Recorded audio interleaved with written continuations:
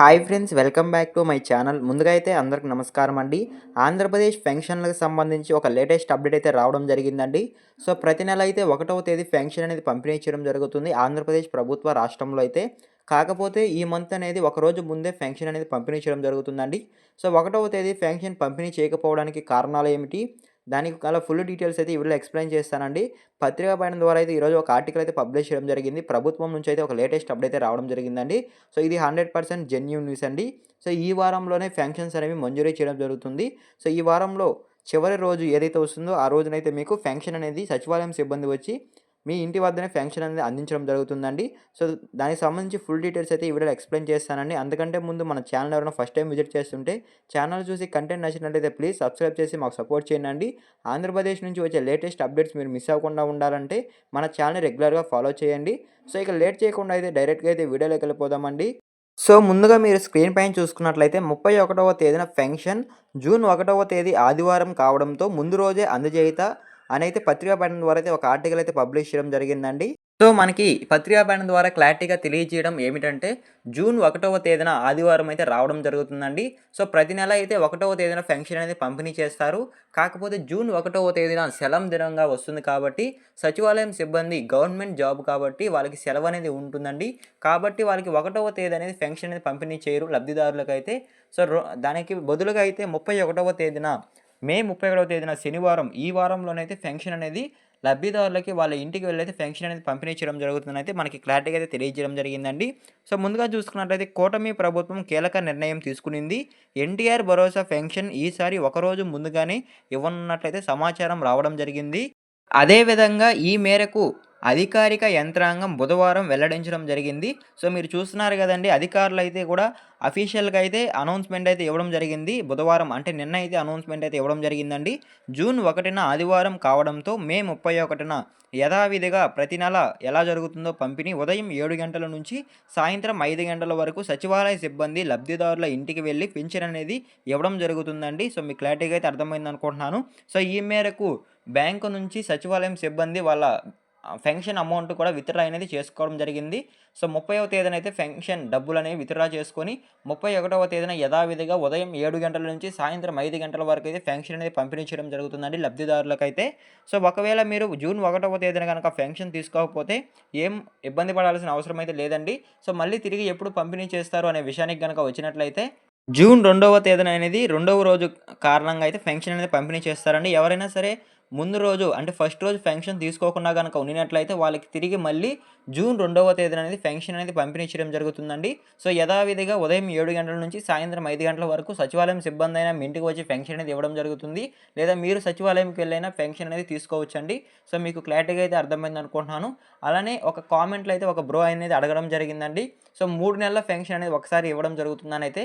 So 3 నెలల pension అనేది ఒకసారి ఇస్తారండి. సో 3 నెలల పెన్షన్ తర్వాత అయితే మీకు ఒకేసారి అనేది ఇవ్వరు. సో 3 నెలల పెన్షన్ మాత్రం ఒకసారి అయితే ఇవ్వడం జరుగుతుంది ఆంధ్రప్రదేశ్ ప్రభుత్వంలో అయితే.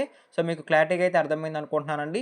సో మీరు 3 నెలల పెన్షన్ తీసుకోకపోవడానికి కారణం ఏమిటని చెప్పి సో మీరైతే పెన్షన్ అనేది తీసుకోవచ్చండి. సో మీకు క్లారిటీగా అయితే అర్థమైంది అనుకుంటున్నాను.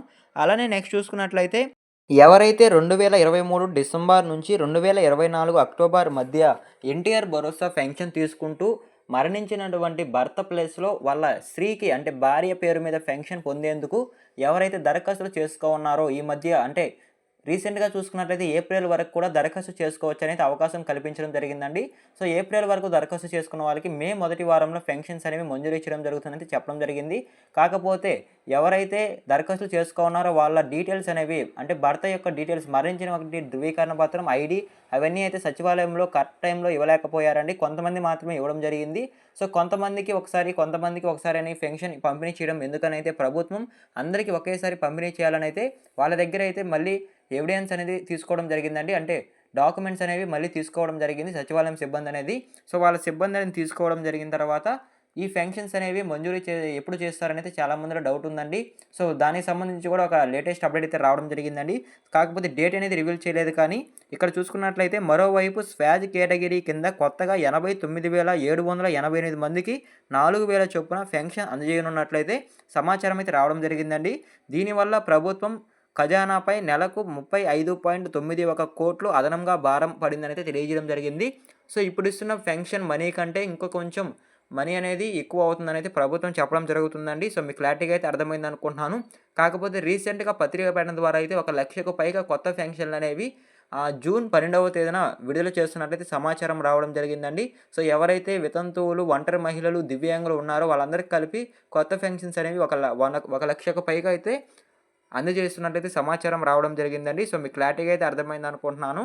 అదే విధంగా చాలా మందిలో ఉన్న డౌట్స్ ఏంటంటే, మేము ఈ స్వాజ్ పెన్షన్ అంటే వితంతువుల పెన్షన్‌కి అప్లై చేసుకున్నాము. కాకపోతే మాకు ఇంకా ధృవీకరణ పత్రాలనేవి రాలేదు. ఎక్కడ తీసుకోవాలనైతే చాలామందైతే అడుగుతున్నారండి. సో, మీ ధృవీకరణ పత్రాలనేవి మీ గ్రామ వార్డ్ సచివాలయంలో అయితే ఇవ్వడం జరుగుతుందండి. సో, మీ గ్రామ వార్డ్ సచివాలయంకెళ్ళి మేము ఇలా వితంతువుల పెన్షన్‌కి అప్లై చేసుకున్నాము. సో, మాకు పెన్షన్ పొందడానికి ధృవీకరణ పత్రం అవసరమని అడిగితే, సో, వాళ్ళైతే ధృవీకరణ పత్రం అయితే ఇవ్వడం జరుగుతుందండి.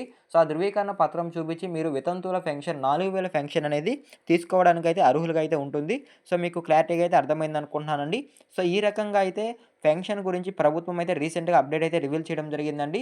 సో, ఏవైతే పెన్షన్స్ ఉన్నాయో అవి జూన్ 1వ తేదీన అనేది మంజూరీ చేయట్లేదండి. ఆ రోజైతే వాయిదా వేయడం జరిగింది. సో, దానికి గల కారణం ఏమిటంటే ఆ రోజు ఆదివారం రావడం జరుగుతుంది. కాబట్టి మే 31వ తారీఖున అంటే ఈ వారంలోనే శనివారం అనేది మీకు పెన్షన్ అనేది పంపిణీ చేయడం జరుగుతుందండి ఆంధ్రప్రదేశ్ ప్రభుత్వంలో అయితే.